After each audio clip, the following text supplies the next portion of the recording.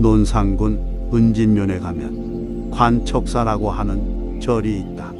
이 절에는 높이가 18m나 되고 둘레가 10m나 되는 커다란 석불이 있는데 이 석불은 은진에 있다고 해서 은진미륵이라고 한다. 고려 때의 일이다. 정확하게 말하면 광종 19년 어느 봄날이었다. 사제천에 사는 한 여인네가 동네 앞에 있는 반야산에 올라가 고사리를 꺾고 있었다.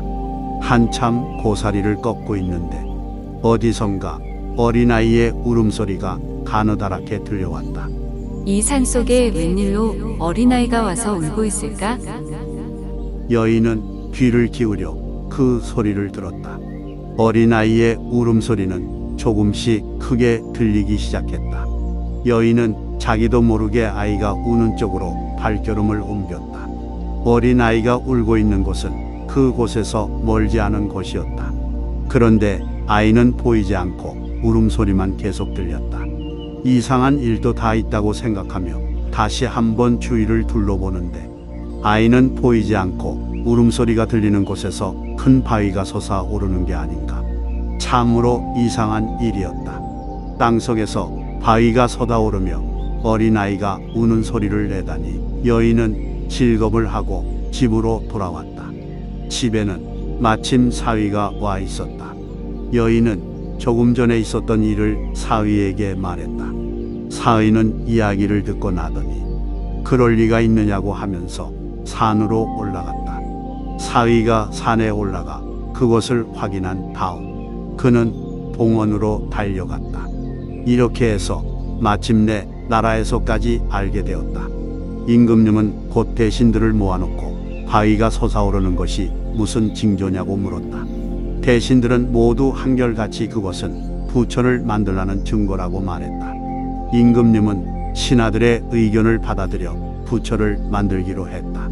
곧 석공들을 모집했는데 해명이라는 스님이 뽑혔다. 해명은 100명이 넘는 석수를 불러 부처를 새기게 했다. 그러나 땅속에서 나온 바위로는 부처의 아랫몸밖에 만들지 못했다. 바위가 굵지만 높지는 않았기 때문이다. 그래서 해명은 연산에 있는 큰 돌을 날라다 또 윗몸을 조각하게 하였다. 그 뒤 몇 해가 지난 뒤에 조각을 끝내기는 하였으나 그 무거운 윗몸을 올려놓을 수가 없었다. 해명은 큰 걱정거리였다. 그러던 어느 날 그는 사제천에 있는 냇가를 거닐고 있었다. 그때 냇가에서 어린아이들이 미륵 쌓기 놀이를 하고 있었다. 해명은 어린아이들의 하는 짓이 하도 귀여워 가만히 바라보고 있었다.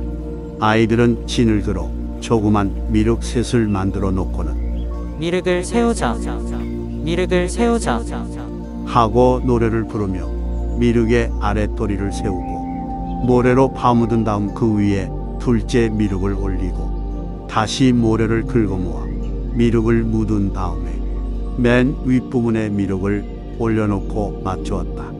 세 개의 몸통이 모두 다 맞추어지자 아이들은 모래를 파내기 시작했다. 그러니까 완전히 한 개의 미륵이 나왔다. 오호라, 바로 저것이구나. 그제서야 미륵을 쌓아 올리는 방법을 깨우친 해명은 아이들에게로 가까이 가보니 어느새 아이들은 온데간데 없었다. 그 아이들은 문수보살이 헌신한 모습이었다고 한다. 그리하여 해명은 무사히 은진미륵을 세울 수 있었다. 그 후 북쪽에 오랑캐들이 고려를 쳐들어왔다. 오랑캐들은 고려를 단숨에 삼킬 듯이 압록강에 이르렀다. 그런데 압록강 물이 어찌나 많은지 감히 건너오지 못하고 있었다. 성미가 급한 오랑캐 군사들은 우왕좌왕 술렁이고 있었다.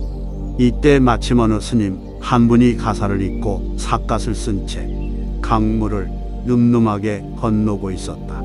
마치 얕은 냇물을 건너듯이 아주 쉽게 강물을 건너가는 것이다. 저기 중이 지나는 곳으로 모두 강을 건너가도록 하여라. 이것을 본 오랑캐의 대장은 군사들에게 중만 따라서 가라고 했다. 오랑캐들은 중의 뒤를 따라갔으나 모두 물에 빠져 죽고 말았다. 화가 난 오랑캐의 장수는 칼로 중의 머리를 내리쳤다. 그러나 칼은 중이 쓴 갓에 한쪽을 스쳤을 뿐이었다.